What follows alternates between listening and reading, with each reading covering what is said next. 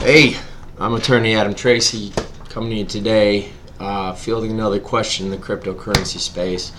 Been getting a lot of inquiries about starting a cryptocurrency exchange and what goes into that, and what are the legal requirements to operate one, particularly in the United States.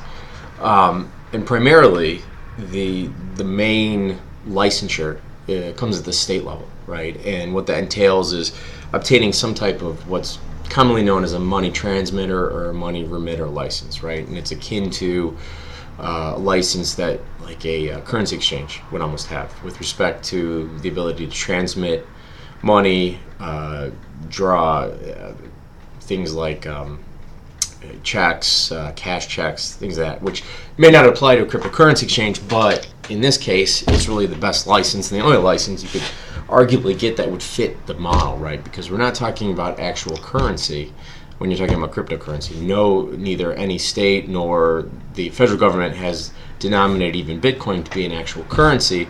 But what you have is people putting in fiat currencies, like so American dollars, and then purchasing some other form of digital currency, which is not a currency per se. So for the most part, the licensure requirements involve getting this state level money remitter, money transmitter. It varies by state what the name of it is. Getting that license, which involves kind of a simple application fee, buying a bond, with like a fidelity bond, which is a form of insurance, and then going through the machinations of maintaining the license, background checks, and all that. At the federal level, there's a requirement that you license as what's called a money service business. And anybody involved in any sort of like financial services, short of being a bank, a federally licensed bank, has to register as a money service business, which is more of a less of a licensure application, but more of just a registration that your entity's been licensed with X state to provide X services, and you're subject to background checks and things of that nature. So it's relatively easy to put these together. The software is open source. It's actually pretty cost effective to buy it. So starting these things up from a cost perspective, from a sort of overhead and time perspective, isn't that difficult to do. The trick is staying compliant. And in light of the recent decisions by the SEC, one big thing comes to mind, which it was mentioned in that order, the Dow token order, but really hasn't been paid a lot of attention to, and that's the fact that if some of these cryptocurrencies, especially the tokens, are deemed to be securities, right? And we explained the difference between a coin and a token in a prior video, and it will give you some context if you go back and watch that. But if you're looking at what is deemed a token, and those, in many cases, at least to date, are undoubtedly securities, right? They've gone through the ICO and they, undoubtedly had some sort of offering that may have been an unregistered and therefore improper or illegal offering. But the implication for an exchange is that you now have, instead of digital currencies, which were, to some degree a commodity, to some degree nothing in the past, now all of a sudden your exchange, such as like Coinbase, for instance,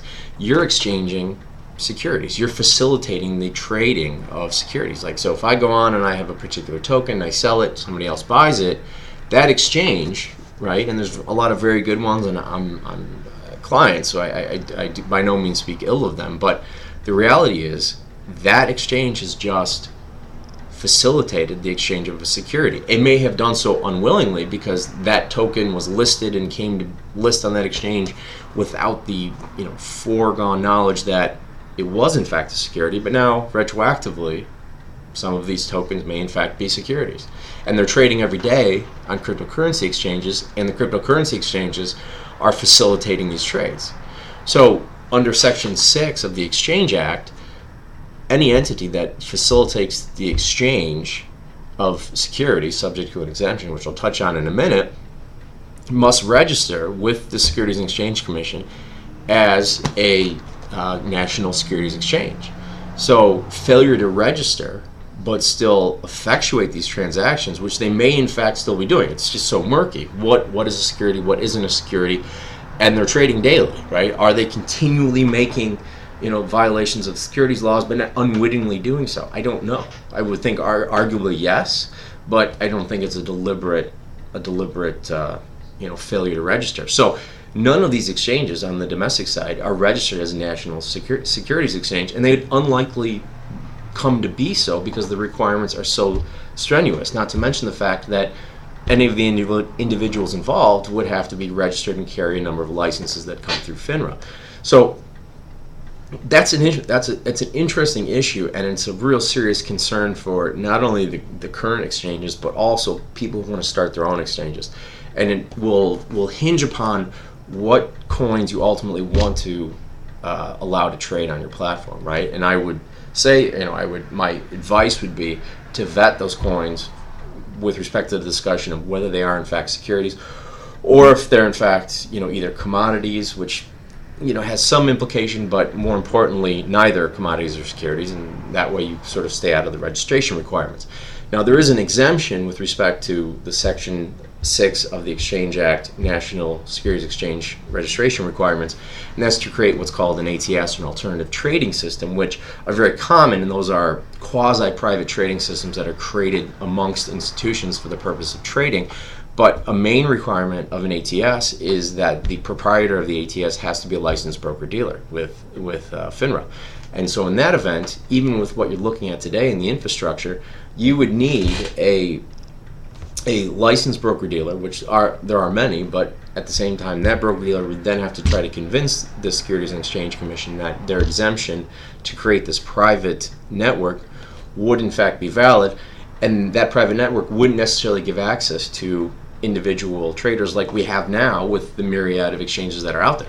So it's a real concern. Now, the odd thing about it is that the exchanges that are offshore, which typically and rightfully so in some cases, get a lot of heat because of security issues, because they tend to disappear, because they're run by who knows, and there's a lot of issues with it. But the reality is those exchanges are actually not under the same regulatory and compliance issues as the domestic exchanges are, because an offshore exchange, right, whether it's a security or not, is not against U.S. law, because U.S. law would not apply.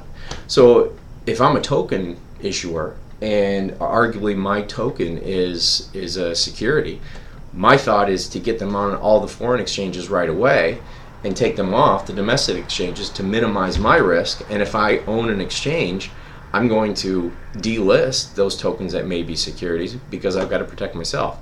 So it's an odd situation because it's almost creating a disincentive to some degree for legitimately well-ran domestic exchanges to not take business and push that business to otherwise perhaps less safe, less stable, less compliant exchanges that you would find in places like the Ukraine, of which there's ones that I think are very valid and very good. But if you look at it, a lot of the problems with respect to these exchanges collapsing have occurred with exchanges that are outside the jurisdiction of the United States.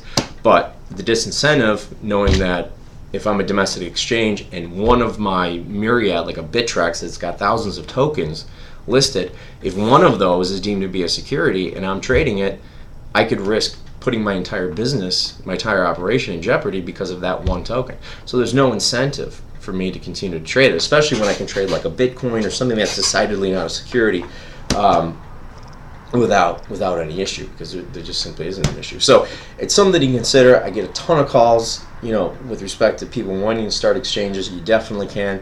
There's just a new wrinkle and element to it that you have to be wary of, and those who are unwary stand to get caught in the end when something retroactive in terms of like a decision or something like that by the SEC comes back and sort of takes down not only an issuer of a token or coin, but also the participants down the road, the people who are helping sell it, the people who are facilitating the trades on the exchange, and so on. So if you have the questions, you're looking to start an exchange, I've got experience, love to help you out. Email me at@tracyfirm. Visit me bitcoin-lawyer.org. Until next time, talk to you.